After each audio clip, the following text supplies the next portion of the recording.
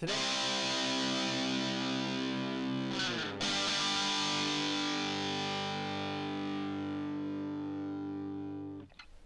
Now going over to the culture part of the podcast, you have Budweiser wins prize, but mainly fake responses to their tweets. Are they buying responses? Has it gotten that bad? Now, again, this is going to specifically Budweiser's X-Twitter profile, and they say, quote, to celebrate our old school delivery commercial, we're delivering prizes every day from now until game day. Turn on your notifications so you don't miss your chance to win daily deliveries straight from our Super Bowl commercial, unquote. Hashtag delivering since 1876, unquote. And they have a picture of, actually they have the Budweiser Clydesdales, and it says it is a winter scene. And it says, daily deliveries, win prizes every day. And it's not too bad. So within a day, we got about 8 to 10,000 views and 380 likes. That's more likes than I think they've gotten all year. Well, not all year combined, but darn near close. So did pretty good on its face value. And in terms of marketing, let's see. Turn on your notifications. Notifications. I guess it's not a terrible call to action. You're actually wanting the prospective client to get notifications from your company on social media. I still think it's not as good in terms of, getting a picture of you with a product. If you want to win it, it'll be interesting to see how they execute that part of the marketing campaign. But the fact that Shane Gillis riding one of the horses, drinking a beer, that's just pathetic. They're paying Shane Gillis to be their new brand ambassador. He's an exceptionally brilliant stand-up comedian, and yet this is just a traditional commercial. It would be 1,000 times more hilarious if you had Shane just sitting on one of those horses drinking a Bud Light or a Budweiser. To me that'd make me smile. This just seems like the classic cliche commercial, which again, they've been trying that for almost a year now, where you're just using the old material and it's not pushing the needle for the sales. Again, with marketing, you want to either be building the brand or building the sales. There should be some goal. And with this one, they're telling you about free stuff. So maybe you could win it, which presumably, or interestingly enough, is a great example of how you can be a winner and a loser at the same time, which usually you have to deal in metaphors for that kind of stuff. I mean, what would you do if you won a case of Bud Light or Budweiser? I mean, I can't but think. I mean, my favorite example, or one that I came up with on the show last year, was if I won a case of Bud Light, if I were to become a hot air balloonist, you could use it as ballast. So instead of having sandbags around the little cage that you fly up in, or wicker basket, you use cases of Bud Light. And if you want to go higher, you cut the little rope that connects the case of Bud Light to the little wicker basket, and the Bud Light would fall to the ground, so you'd weigh less and you fly higher. Now, there's a safety hazard because, of course, that Bud Light case could hit someone in the head, which could, and actually probably would, actually cause a little bit less damage than if they were to actually drink the product. Granted, if they were to hit them very hard in the head, it could burst open and some product could inadvertently get onto the lips or tongue, which would be obviously abhorrent, and I wouldn't wish that on my worst enemies. But I mean, it's 2024. What would you do if you won a case of Budweiser or Bud Light? I mean, obviously you're not going to drink it. There's very little alcohol in it, and the taste is, well, truth be told, I don't think I've had it since college. Now that I think about it, taste is not great. I'll just say that much. So what type of business application or home application could you use? I suppose very similar to using salts, like some cultures use. They put a salt ring around the house to ward off demons. You could presumably spill the bottles of Bud Light all around the perimeter of your home to ward off visitors.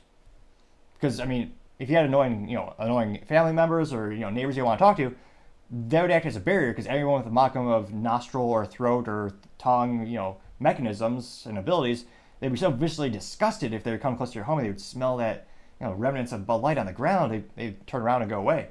Now, there might be a disclaimer here, because one friend of yours or family member might be so concerned that, why is it so you're there, they might break into the house and ask, are you okay? Which would be a valid question to ask.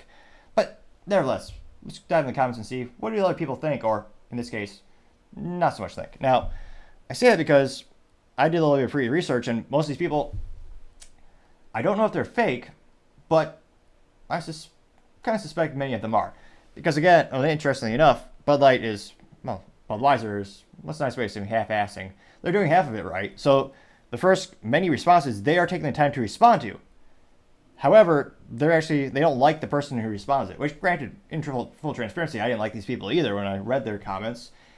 So the first one comes from Granny, who I mean, A plus for marketing. The picture is of what looks to be a elderly lady, and she says notifications are always on, which I don't believe that, but nevertheless, that's what she claims. Budweiser responded saying, "This Bud's for you."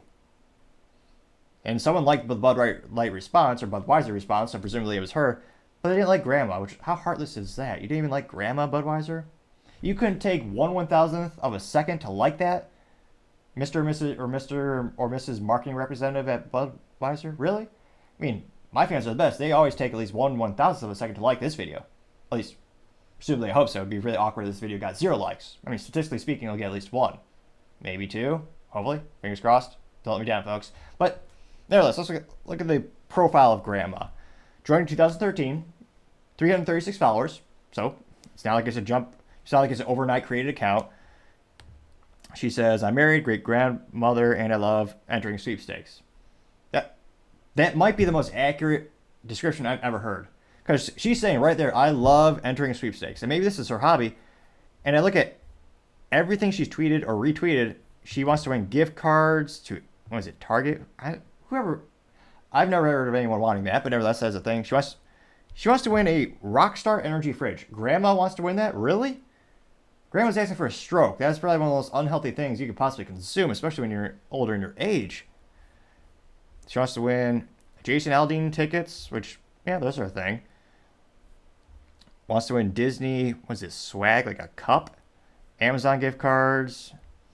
The BS hashtag millions, where if you repost, it's like a Ponzi scheme. If you repost it, you could win a $100 gift card, which, no, you won't. So, I would say that's a BS account. ATL Braves fan says, "Notification on." Bud Light did respond. They said, "Stay tuned." They didn't like her response. I didn't either. Going to her profile. She joined in 2013. She has 2,500 followers. And what did she do? The first thing on her profile, the thing she wants you to know about the most, that she pinned strategically, is a chance to win some gift card. The other thing is hashtag millions, another gift card scam. Another thing where she can win a trip to Mexico. So it's all freebies.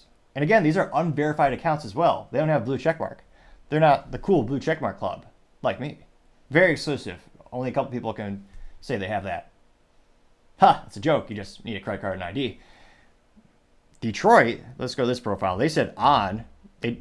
Budweiser did respond. They said that's the spirit. They didn't like his response though. No one did actually. Going to do Mr. Detroit's profile.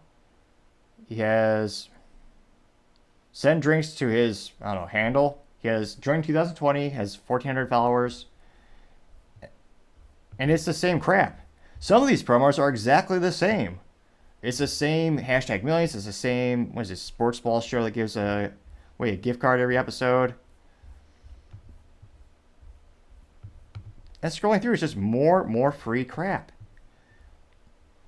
It's not someone who actually likes, well, granted, how many people really like Budweiser, but no.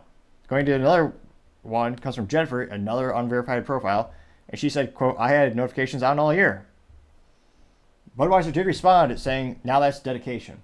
Which, no, that absolutely isn't. It doesn't take any dedication. How does it take any dedication to click a button saying turn on notifications? That takes no dedication. That takes a fraction of a second. And interestingly enough, they did not like her response. And she didn't actually respond. She didn't like their response. The other two people did. Going to Jennifer's profile really quick here. She is her profile name is G Scout Mom, 239 followers, joined in 2011, and she likes free crap. She wants a chance to win free pairs of overalls with some sports balls teams on it. I can't think of a more useless product. She also has a chance to win, avocados from Mexico. Which they all have this. She wants to win a free mattress, donuts, the same BS. What is this? Chuck Pagano NFL? Someone by the name of Pat McAfee, she reposted him because they have $500 winners. Repost this, and the requirements are repost this video, say something nice, but it's all, again, it's all gift cards and junk. And she wants to win Oreos? Okay, we'll do one more of these before we go down a little bit more. Allison Maxed and Vaxxed, she said, notifications on. And Budweiser said, you won't be disappointed. I think you will, but that's what they said. She has 132 followers, and she wants to win the hashtag millions. It's all people who want free crap. These aren't real, like, Budweiser enthusiasts. Not that there's more than maybe 3 of those out there. But, you know, majority of these profiles just keep reposting for the same gift card scams. The same exact ones. So, I can't but think, how does this help the company out? It's, again, all these are unverified accounts, so I'm skeptical. I don't know if they're taken over by bots or... It just doesn't seem to be doing anything to their brand or their sales, because they're not I mean, at least a couple weeks ago, they tried something where you had to take a picture of you with the product, which is a great way to troll people because they're embarrassing themselves. But, I mean, that at least had a call to action where you had to have the product by you. So either in the store, you either bought it, or you're in the store, which some people who are cheeky, and that's kind of clever, just go to the store and get a picture for free. You don't have to buy the swill. Although, you would then win it and have it shipped to you, heaven forbid. So at least there's a call to action that makes sense. I mean, scrolling through all these profiles, and I think, again, I'm going to go to the very bottom just to double check. Because I think they're all unverified except for, let's see. Well, let's double check. And I don't know if they're starting to hide comments or why they're not more that are negative. So, okay, I went all the way down to the very bottom. Let's go to the very top, get the actual quantified numbers. There are 129 responses. And of the 129 responses, 2 were from verified profiles. Now, full transparency, one was myself.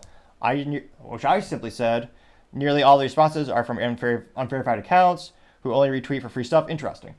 Now, granted, no one liked my response, pathetically enough, but nevertheless, that was one. The other response comes from Brandon, and he says, amazing, love it. I'm suspicious. Let's go to his profile really quick.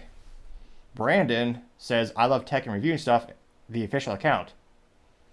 Joined in 2008, an OG ex-Twitter user, has 6,000 followers, and it's the same stupid profile. He's reposting for someone called Pat McAfee, or McAfee. It's not the software guy, unfortunately he's passed, but it's that sports show where they say 10 $500 winners. So even he is reposting for that show? What is this, some video game stuff you could win? A video game show? Trying to see if he has any original thoughts. A chance to win sports ball pictures? Let's see. Another gift card giveaway?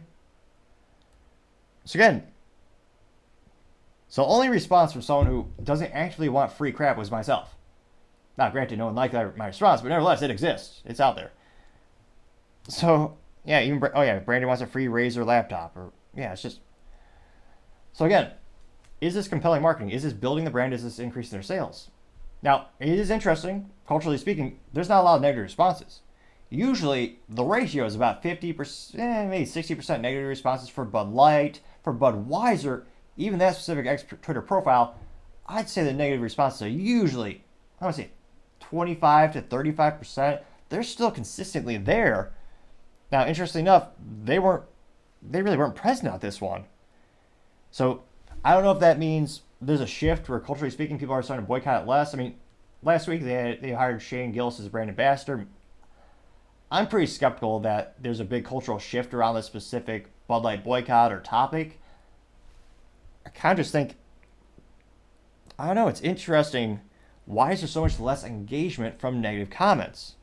Is it because the Clydesdale horse is just so iconic, people love it that much?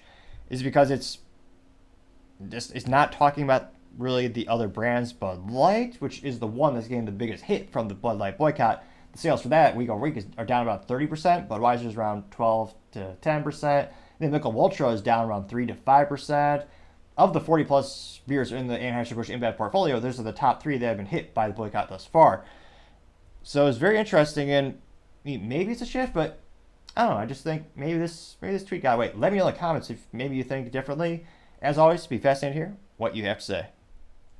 Thank you, everyone, for taking the time to tune in today. Trying to get to 4,000 subscribers by the end of February, so if you click that button, I greatly appreciate it. Also, if you leave me a thumbs up or a thumbs down or a comment, great way to give me some additional feedback, letting me know how I can make the show better and better. lastly, don't forget to take time to tell your family, tell your friends, tell your coworkers, heck, tell your enemies, tell anyone and everyone. Just stay safe, fight the good fight.